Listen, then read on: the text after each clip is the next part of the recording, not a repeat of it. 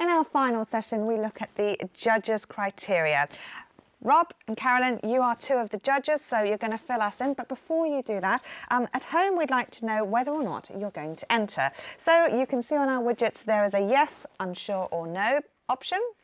We'd also like to know whether you feel you have enough information at the moment to enter. Now, we've had, over the last couple of hours, we filled you in on various aspects, but there is an awful lot more you can read about.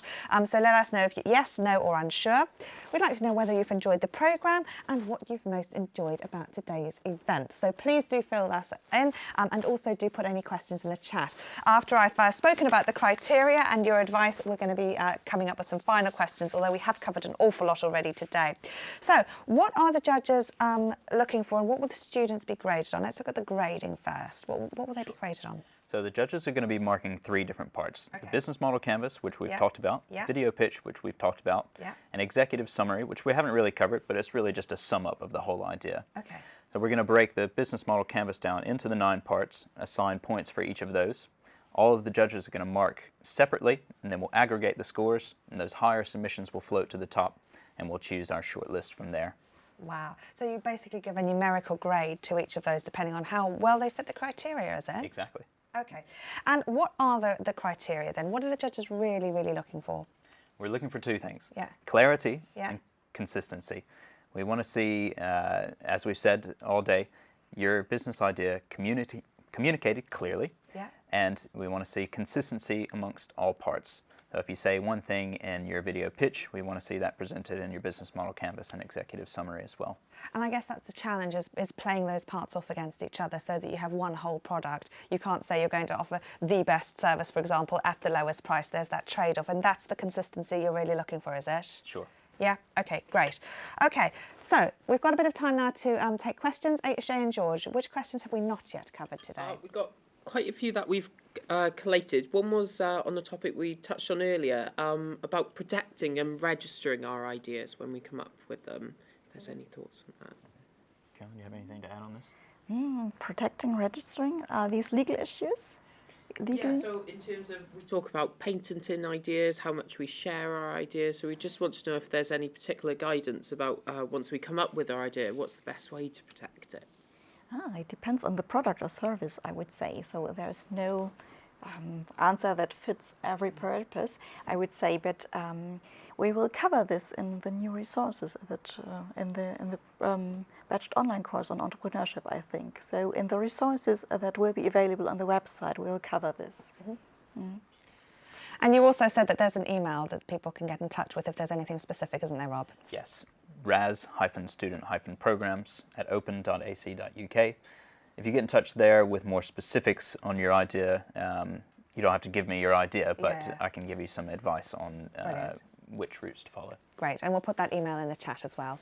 And we also wanted to know from Megan if for the Innovation Award, does the business already need to be registered? No, it doesn't have to be. It can be just an idea that you had yesterday. Or today. Or today, yeah. As long as you've taken the time to work on and flesh out the business model canvas. And Helen has also said, what about a community-aimed non-profit? Is that still a business? Sure. That would be a social enterprise, much like what Emma has just described, so we'd welcome those ideas. And we have a final question as well. What happens if you're not already an OU student? So what happens if you're starting in February? Is this something you could still participate in, or maybe look at the competitions in the future? As long as you're registered on a module, that's fine. You don't have to be studying a module having started in October. Fantastic. And as always, if there's any questions that you think of after the event, we always have this.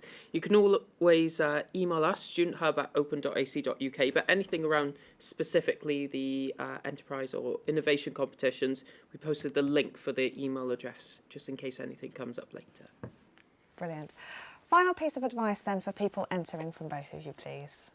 Just go for it. Don't worry about your idea not stacking up next to others. Every OU student that I've ever met with a business idea has been incredibly unique and inspiring, so I'm looking forward to meeting a lot more. Excellent. And Carolyn? play with your business idea, seize any opportunity that you see for creating a business idea and play with the canvas to translate it in activities. Excellent. And you very kindly offered to take a look at people's drafts, and we've heard that Emma said you were very, very helpful last year in that, and people can upload those on Open Create. And if you just remind us of the deadline as well. Sure. The deadline is going to be the 31st of January at 5 p.m. And I've got the whole month of January set, ready to look at canvases.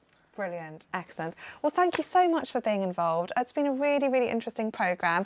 And thank you, everybody at home, for watching and sharing your ideas. And I hope that we've filled you in on the various components of the competition and that you're inspired now to start working on your business model canvas, your video pitch and your executive summary so that you can get your submission in by the end of this month. And if you're a February student, then you'll be starting your studies and you'll be rearing to go, having practiced all of your time management and focusing on the question, etc. So it'll be a very worthwhile activity.